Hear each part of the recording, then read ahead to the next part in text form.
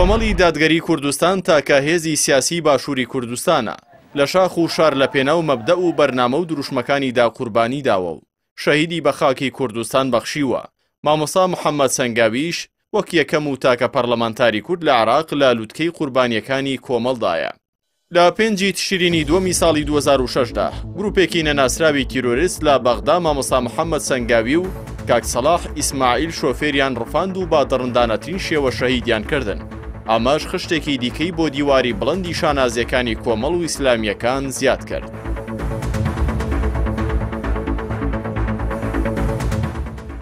محەممەد ڕەزا سەنگاوی وەک مانگێکی پڕشنگدار لە ئاسمانی خەباتی ئیسلامی و نەتەوەیی لە هەرێمی کوردستان و نمونێکی باڵای کوردی مسلمان ئامادە بوو بە خوێن ئاوی درەختی خزمەت و بە باڵەکانی بدات و ببێتە پێشەنگی هەموو خەباتکار و کۆمەڵکارەکانی دوای خۆی.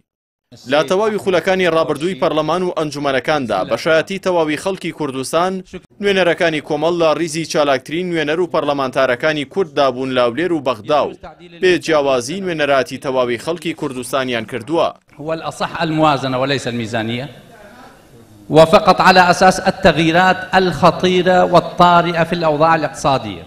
مامۆستا محەممەدی سەنگاوی وتاربێژی کارامە کەساتێکی کۆمەڵاتی دیار نووسەرێکی لات و سەرکردەیەکی خاکی باوکێکی مێرەبان و هاوڕێیەکی بەوەفا بوو.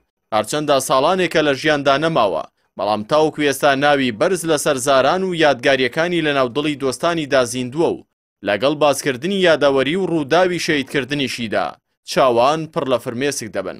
مامۆستای سەنگاوی لە دایکبووی ساڵی 1963 بوو. لە سەرەتای گەنجیەوە پەیوەندی بەڕابوونی ئیسلامیەوە کردووە و لە سەردەمی ڕژێمی دڕندەی بەعزدا چەندین جار دەستگیرکراوە و ئەشکەنجە و ئازار دراوە. بۆی شاوێتی و لێهاتووییەوە هەرزوو بەرپرسیارەتی لە بزوتنەوەی ئیسلامی وەرگرتووە. ئەندامی سەرکردایەتی بزوتنەوەی یەکبوونی ئیسلامی و دواتریش کۆمەڵی ئیسلامی بووە. بەرپرسی مەڵبەندەکانی سلێمانی و کەرکووک بووە. خاوەنی 22 بەرهەمی نووسراو بووە. لە یەکەمین خولی ئەنجومەنی نوێنەرانی عێراقدا لە سەر فراکسیۆنی کۆمەڵ بووەتە پەرلەمانتار و لە دۆخێکی ئەستیاری عێراقی دوای سەددامدا نوێنەراتی ڕاستەقینەی خاک و خەڵکی کوردستانی کردووە. چالاکی و جوم و جۆڵە سیاسیەکانیشی لە بەغدا هۆکاری سەرەکی تیرۆرکردنەکەی بوون.